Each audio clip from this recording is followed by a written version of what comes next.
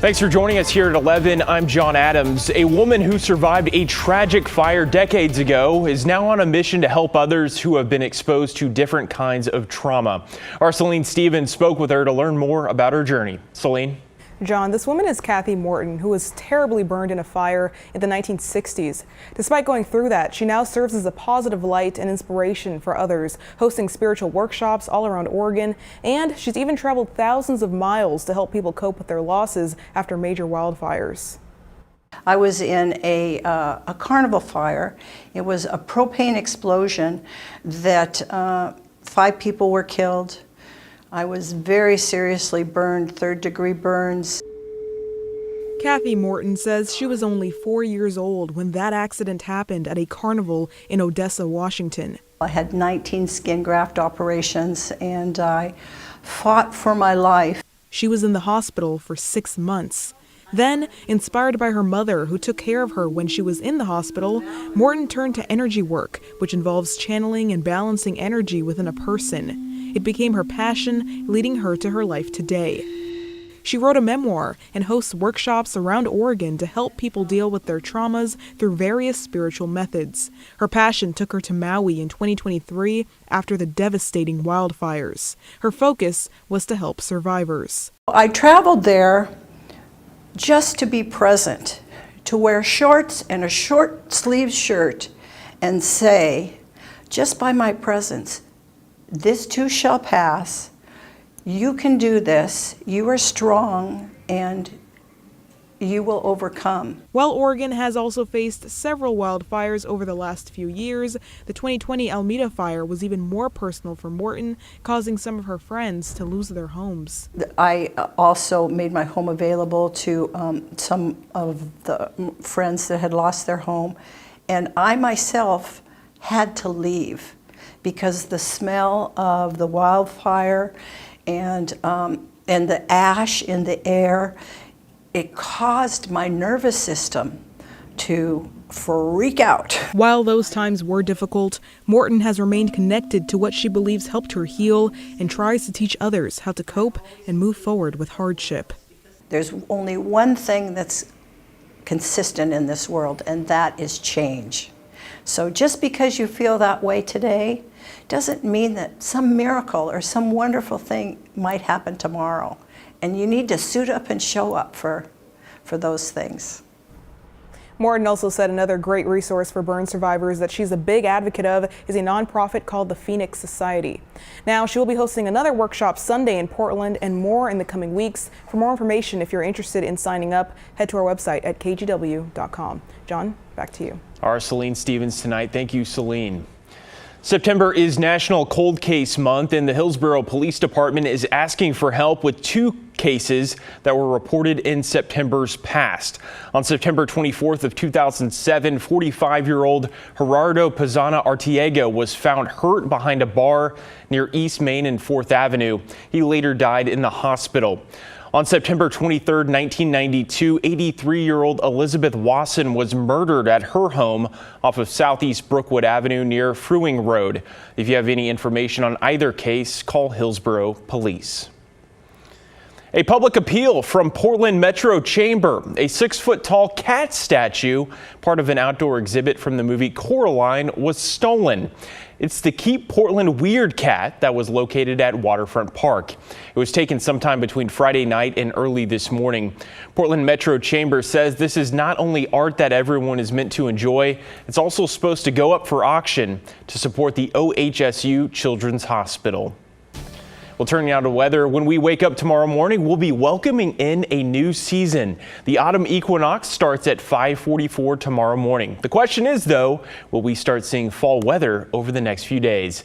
Meteorologist Joe Ranieri is here with that answer. Joe. And that answer is no, not just yet. In the morning, sure, it's going to feel pretty crisp out there, but we've already experienced that. Tomorrow morning, we're going to be looking at mainly clear skies, temperature of 49 degrees to start things off on your Sunday morning.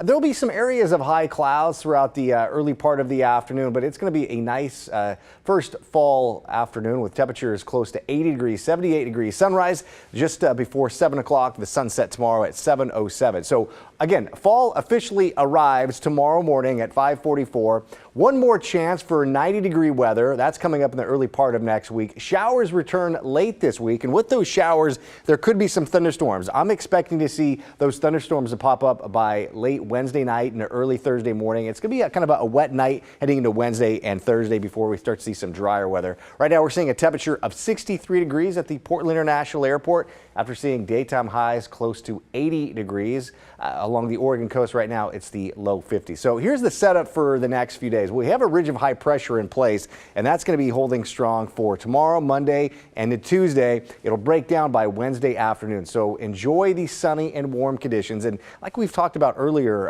in the evening, John, October still can bring sunny and warm conditions with temperatures close to 80 degrees. I'll talk more about the chances of seeing that in the next few minutes. All right, Joe, thank you. We'll see you in a little bit. An outbreak of botulism has led to the death of over 75,000 birds at the Tule Lake National Wildlife Refuge in the Klamath Basin. That's the largest outbreak ever at the refuge.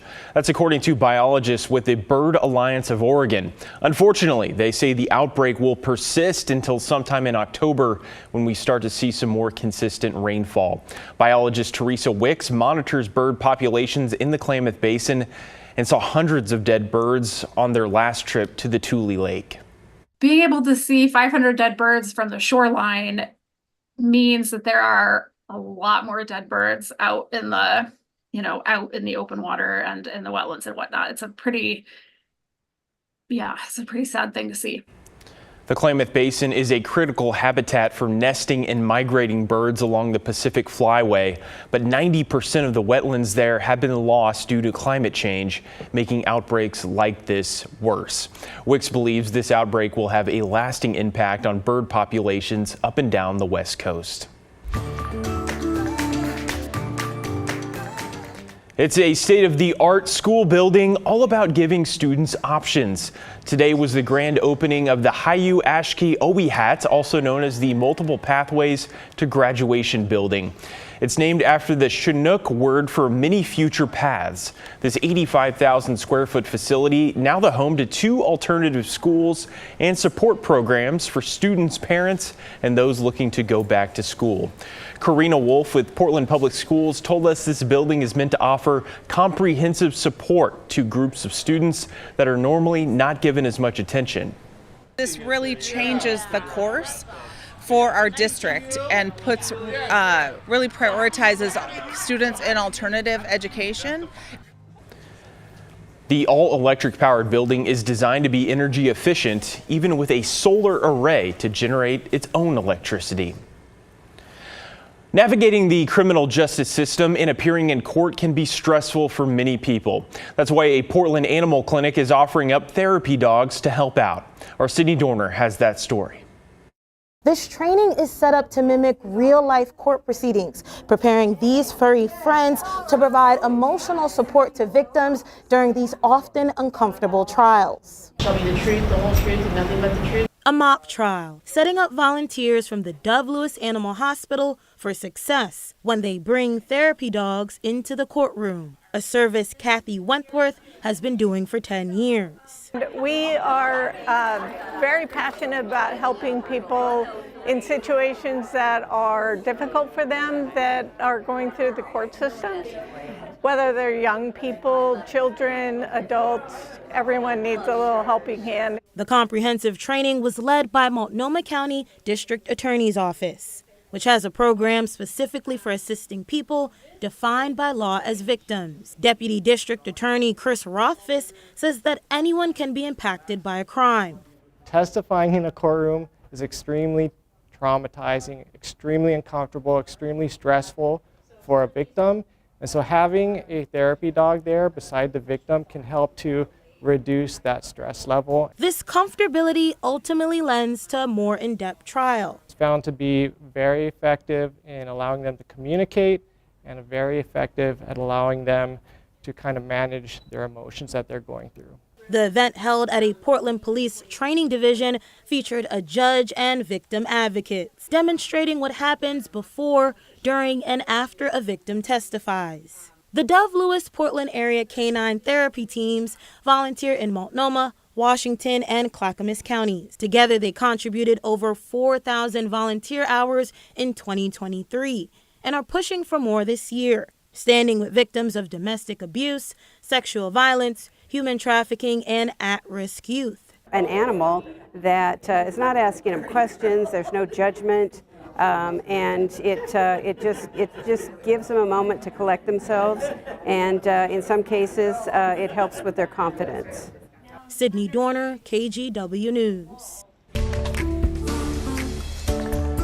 Well, pop culture fans gathered earlier today at the Vancouver Mall. It was the site of the 3rd annual CoVCon. In contrast to other cons like in San Diego or in Portland, this was a smaller event, but still it came back bigger than ever, packing the mall with vendors, artists, and cosplayers, plus panels and other events. I've seen a lot of really fun characters. Everybody's having a great time. Everybody's enjoying themselves, being kind, and just really having a blast. Some good costumes out there. There were also celebrity guests, including actors from the Twilight Saga and Outlander.